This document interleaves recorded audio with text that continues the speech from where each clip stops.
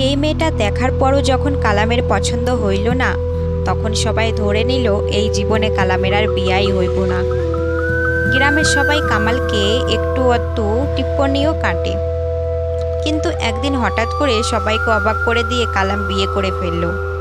যেমন তেমন মেয়ে নয়, এক অপরূপ সুন্দরী। গ্রামে কালামের বউ নিয়ে ব্যাপক আলোচনা।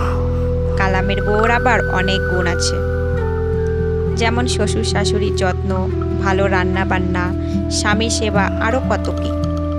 বউ নিয়া কালামের দিন সুখেই কাটছিল। এর মাঝে একদিন সকালে খবর বের হলো জমিরের ষাঁড় গরু দুইটির ঘাড় ভাঙা অবস্থায় গোয়াল ঘরে পড়ে আছে। গ্রামের সব লোক জমিরের বাড়িতে হাজির।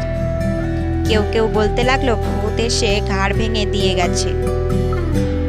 কেউ বা বলতে লাগলো এটা রাক্ষসের ঘটনা, রাক্ষস এসে ঘাড় ভেঙে রক্ত চুষে খেয়েছে। কেউ কেউ ঘটনাটাকে পাত্তা না দিয়ে বলছে ষাঁড়ে ষাঁড়ে লড়াই করে মারা গেছে। তাদের যুক্তিও ছিল দুটি ষাঁড়েরই শিং ভাঙা। কিন্তু পরের দিন যখন একইভাবে ফিরোজ চাচারও গরু মরে গেল, তখন সবার ভিতর একটা অজানা আশঙ্কা সৃষ্টি হইল। গ্রামের মুসল্লিরা মসজিদে মসজিদে দোয়া, হিন্দুরা মন্দিরে পূজা শুরু করলো। কিন্তু সবকিছু অসার প্রমাণ করে এবার সুবেলের একমাত্র সম্বল গাই বাছুরের এই অবস্থা। সুবেলের আহাজারিতে গ্রামের সমস্ত মানুষও কান্দে।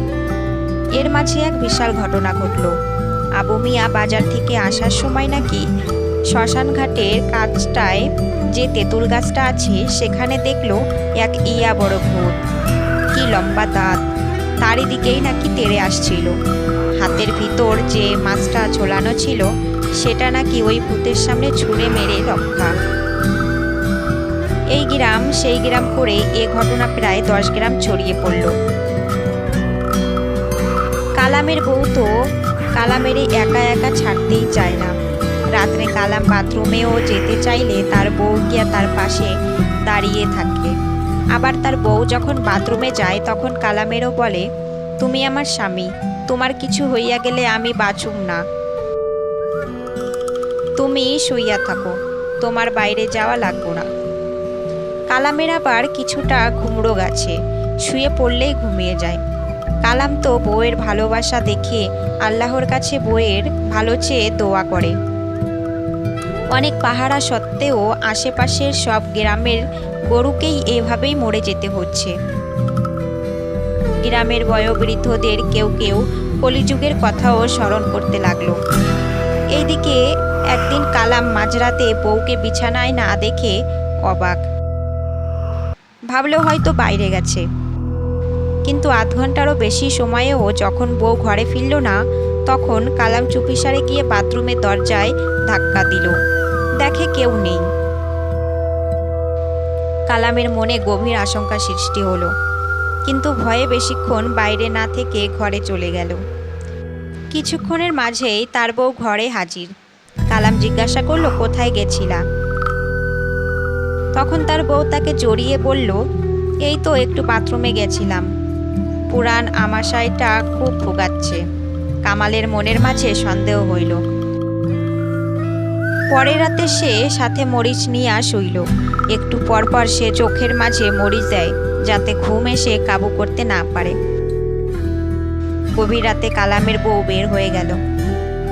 ঘন্টা 3 পরে সে আবার ঘরে ফিরে আসলো। আশেপাশের 10 গ্রামের সব গরু শেষ, শুধু কালামদের গরুগুলোর এখনো কিছু হয় নাই। কালাম তার বউকে বলল, আমার বন্ধুর মা খুব অসুস্থ, আমি আজকে সন্ধ্যায় তাদের বাড়িতে যাব, কালকে চলে আসব। যাবার বেলা বউ বলল, আমার তোমার জন্য খুব খারাপ লাগবে, সাবধানে থেকো ইত্যাদি। গভীর রাত। কালামের বউ আস্তে আস্তে দরজাটা খুলে কালামদের গোয়াল ঘরে ঢুকলো। কিছুক্ষণের মাঝেই তার চেহারাটা একটা রাক্ষসীর রূপ নিল। ইয়া বড় দাঁত, নখ, কি বিশ্রী চেহারা। কালাম দেখে ভয় পেয়ে গেল। তারপরেও সে গোয়াল ঘরের উপরে যে মাচাটা আছে সেখানে চুপ করে বসে থাকলো। কালামের বউ একে একে সব গরু ঘাড় ভেঙে রক্ত চুষে খেয়ে ফেলল। কিছুক্ষণ পর আবার আগের রূপে ঘরে চলে গেল। কালাম ওই জায়গা থেকে নেমে গ্রামের সবাইকে এই ঘটনা খুলে বলল। গ্রামের সবাই তো অবাক, এখন কি করা যায় এই ভেবে সবাই অস্থির। এর মাঝে এক বৃদ্ধ বলল, বড় একটা কুয়া খুঁড়তে। তারপর সবাই বলবে যে দেশে অনেক বড় ঘূর্ণিঝড় হবে, সবাইকে এই কুয়ায় আশ্রয় নেবে। তারপর কামালরাও ওই জায়গায় যাবে এবং কামাল তার বউকে ওই জায়গায় ওই কুয়ায় ধাক্কা দিয়ে ফেলে দিবে। তারপর সবাই মিলে মাটি চাপা দিয়ে দিবে। দুপুরবেলা পুরো গ্রামে ছড়িয়ে গেল বিরাট ঘূর্ণিঝড় হবে, সবাইকে ওই কুয়ার কাছে আশ্রয় নিতে হবে।